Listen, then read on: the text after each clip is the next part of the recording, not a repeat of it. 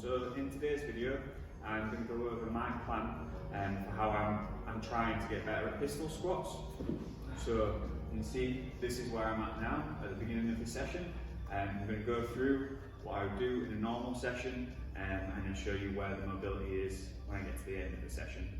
And give you my plan for how I'm trying to get better at pistol squats. Hopefully it'll help some of you out. If not, let me know. If it does help, fantastic. Again, let me know and enjoy the video.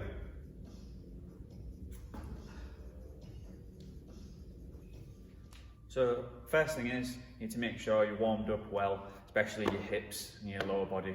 And if you're not sure how, if you look at my last video, there was a short clip of a hip warm up. Okay. So the very first thing we're going to do is step up onto quite a high box. You're going to step up to the side of the box, and as you're stepping up, really try and push your knee forwards and use the leg that's on the box rather than the leg on the floor. You don't want to be pushing off the floor too much. All I'm doing is just 2 sets of 10 aside, just to make sure everything's warm.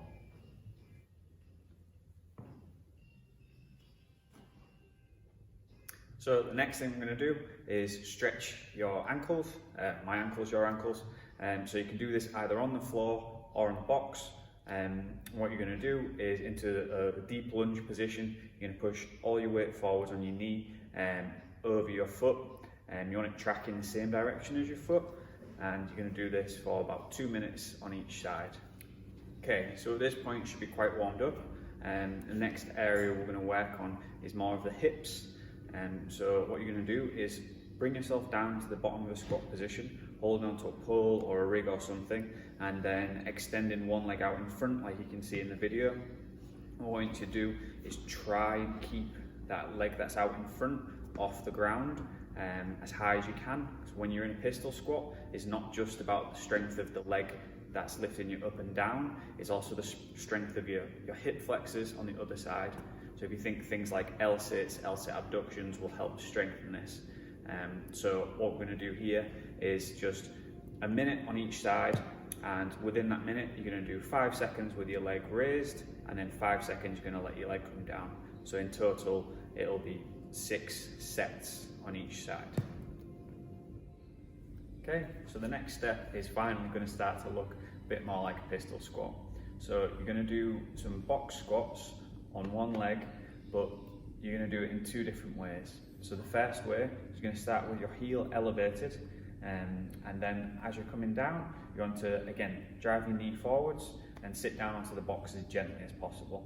So I'm going to do 5 reps like that, and then straight away step to the side, remove the block that you've been using for your foot, or a weight plate, or whatever it is that you've used, and you're going to do the same thing but just with your foot flat on the floor. When you're comfortable with this, you're going to gradually try and reduce the height of the box. So what I've done here is just 5 sets of 5 and 5 reps aside with this height box, and then I did 5 sets again with a slightly shorter box, and then moved on to the next exercise. So the next part is a bit of work on it's a combination of the technique and the strength. So if you've already got strong legs, if you're squatting like 2-3 times your body weight, then it's obviously not a problem of your leg strength.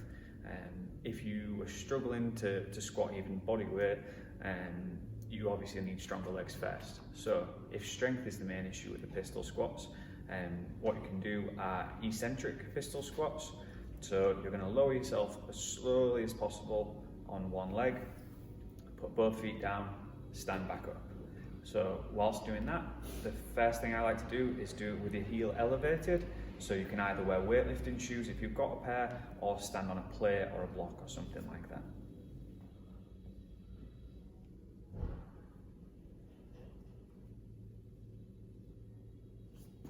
So now that we're at the point of actually doing the whole movement, either with your Olympic lifting shoes on or studs with your heel on a plate, basically this is the time to do the volume. So I'll be doing 50 reps on each leg, and then when I get to about 30 reps done, I'll change out of my Olympic lifting shoes and into my normal shoes. Okay, so hopefully that was helpful. just a quick recap. So 1, make sure you've warmed up properly. 2, box step-ups, 2 sets, 10 reps a side. Number 3, your ankle stretch and that deep lunge position. Number 4, the bottom of the pistol squat hold, holding onto a door frame or a pole, and then pulses, lifting your leg up off the ground. Next was your heel being elevated on a small box or step, box squats, so 5 reps with the heel elevated, then 5 reps with flat, gradually working down the height of the box as time goes. Added 5 sets of 10 with the one height, and then 5 sets of 10 with the next height.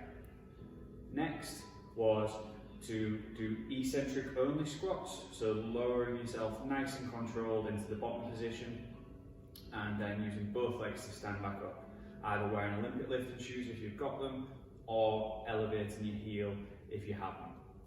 When you're doing these, remember nice and controlled down, and curl your hips underneath, reach your arms forwards.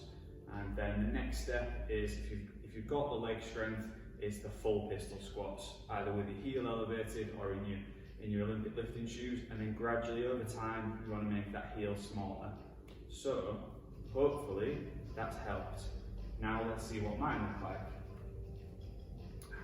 He's wearing, you can't do it wearing Olympic lifting shoes, that's cheating. Do it in Metcons, please. Not bad. Let me know if it helps. Just forgot to mention, I'll write out the whole workout in the description so you can follow along. I'm doing this twice a week at the minute, and it seems to be improving things, so give it a go.